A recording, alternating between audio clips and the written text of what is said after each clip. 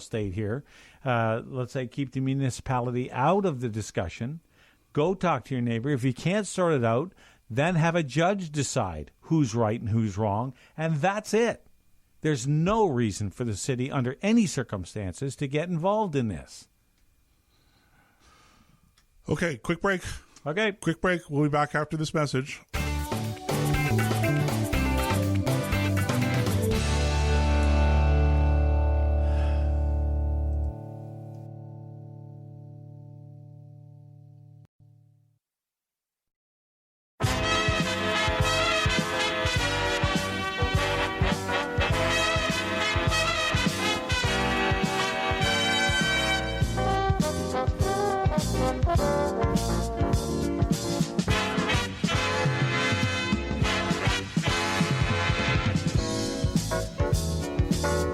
Okay, welcome back to the Nick and Joe Show, folks. I'm Nick, he's Joseph, and we were talking about this whole thespian theater group doing Shakespeare in the backyard, and there's all kinds, so many threads here, Joseph, that we can follow. We were talking about everything from RVs in somebody's driveway to host family members from afar without having to spend the money on a hotel, to beer fridges on things. But consider this, because I'm all about letting people decide for themselves how they want to run their lives. I don't think the government needs to be involved in every single aspect. And let me throw out a very controversial idea, and I know this is people are going to go, what is he talking about? But why do we have municipal building inspectors? Because think about it, and I want you to answer this question. Who is it that pays if your house burns? Is that a serious question? Yes, it is. Well, it's the insurance company, as long as I'm insured. Yes, of course, assuming you've got insurance. Right. And most mortgages demand insurance. Correct. Okay. Why isn't it the insurance companies doing the inspecting? They're the ones with the risk. Yeah, it's a fair question. I mean, I could give you, the chapter and verse type of answers that the city would come up with. And, they would say, well, it's more than just insurance. For instance, if you have unsafe wiring in your home, right? Okay, that poses a danger to you, and that's between you and your insurance company in terms of the loss potentially. But also, it threatens the safety and security of your next door neighbor, but potentially. If your insurance company is doing the inspecting, they don't want the lawsuits that would flow from that. So they're going to make sure your wiring is up to standard. I'm going to make sure, let's say I'm building a home, I'm going to make sure the wiring, because I don't want to die in a house fire. And that's a good answer too, Nick. But what if you don't? What if I don't what? What if you just don't care? I don't care, or I don't have the money, or I'm not insured. Okay, what if you just don't care and you don't keep your place up to safety standard, and something happens? So I'm not. Okay, go ahead. I'm not justifying it. I'm telling you this is part of the rationale. So it's one of the things, and I've been involved in these debates, as you know. I don't like the idea of the state coming in and saying this is the way you should build your and the building code is way out of control. Oh, no kidding. Okay, so fine, you want to have a standard with wiring, electrical wiring, and actual real safety issues? Okay, fine. But really, you're going to...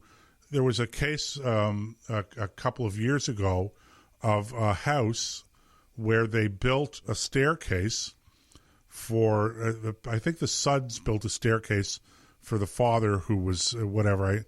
They put a... And the building inspectors came in and had to tear the staircase out because the stairs were a quarter of an inch or something like that narrower than what it said in the building code. Right. Now, there was no safety issue here. And somebody's going to come back and say, well, if the steps are not narrow, or if the steps are too narrow, it is a safety issue. But that's an arbitrary number, okay? So let's say you have... I don't know what the number is, but let's say the building code says that your steps have to be 8 inches wide. Well, why not 8.5 inches? Or why not 7.5 inches? At some point in time, it's an arbitrary number. Right. Anyway, they tore the staircase out. Well, They took the staircase out. How did they know they were building a staircase in the first place? Well, I don't know. That's a separate issue. Yeah, they went and got a permit. That's how they knew. Okay, but that's not, that doesn't impinge on the safety of your neighbor. So you're right. So how do you enforce? How do you ensure? Like, you're living on a farm. You can't. Who cares? First of all, the answer to your question is you can't. Well, but you can. No, you can't. But if you're talking safety standards, Are and you I'm talking about only somebody things come that have through to your do. house once a year and inspect it? No. But How would they enforce it otherwise? Because we're talking building code here, right? Okay. Yes. Okay. So when is the building code applied?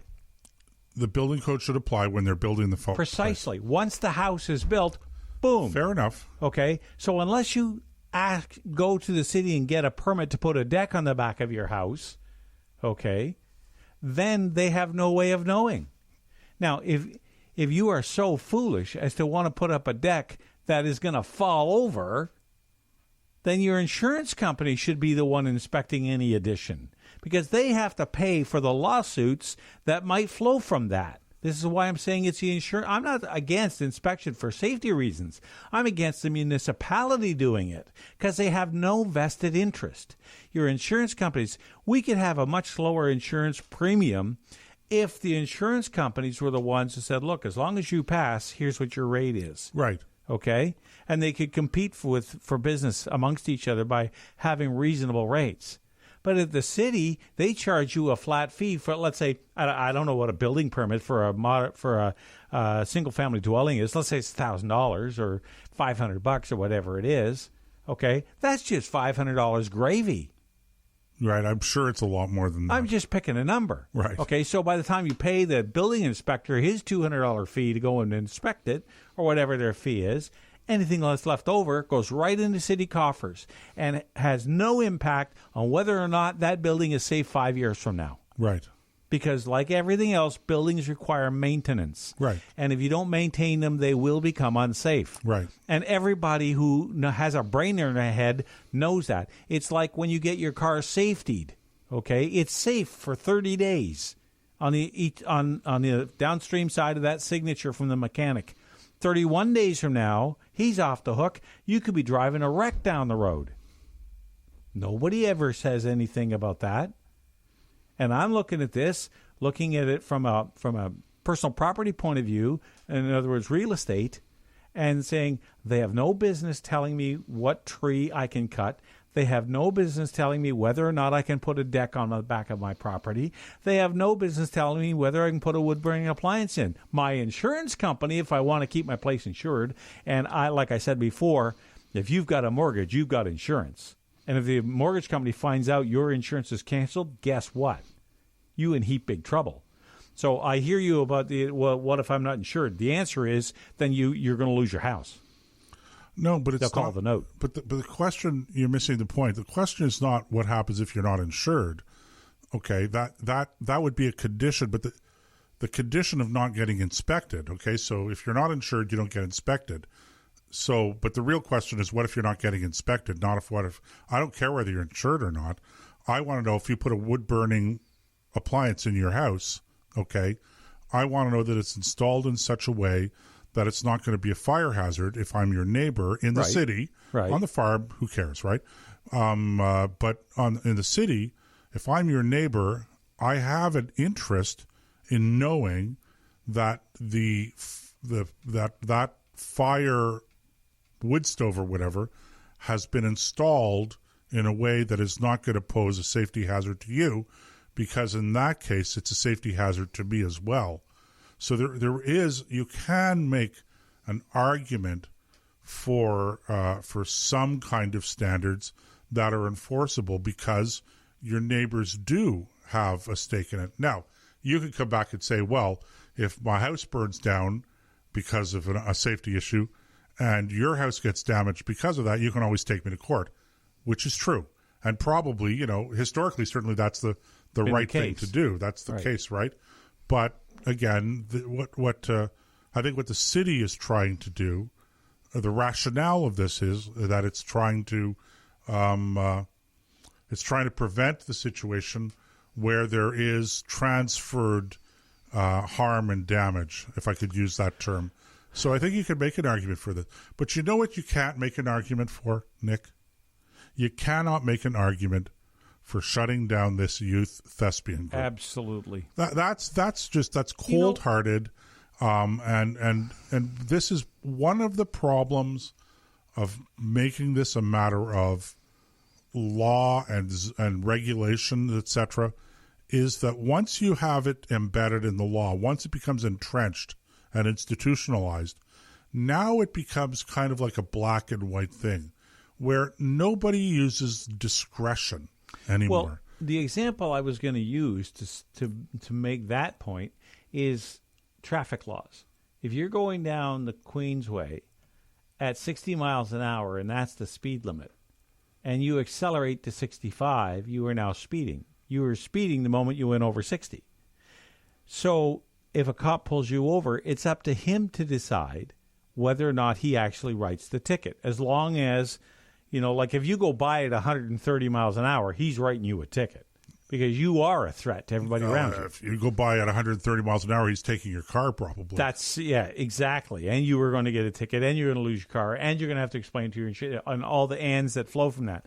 But the point is that in the case of the bylaw inspector, if they wanted to, if he showed up and said, "What's the issue here?"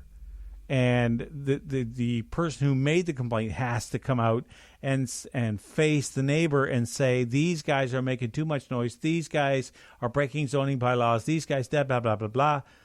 And if the bylaw inspector said, "Well, okay," and here's the other side of the story, say, we've been doing this for years. It's not that we're only here for a couple hours. It's we this is what we're all about. He should say, and this is the lack of discretion, he should say, "Then I don't see the problem," and walk away. So you two sort it out and let it go at that. But because you get these, look, I know there's good bylaw inspection officers out there, but these rent-a-cops with huge egos. It's not the inspector, it's the law in this case. Because he didn't have to enforce it.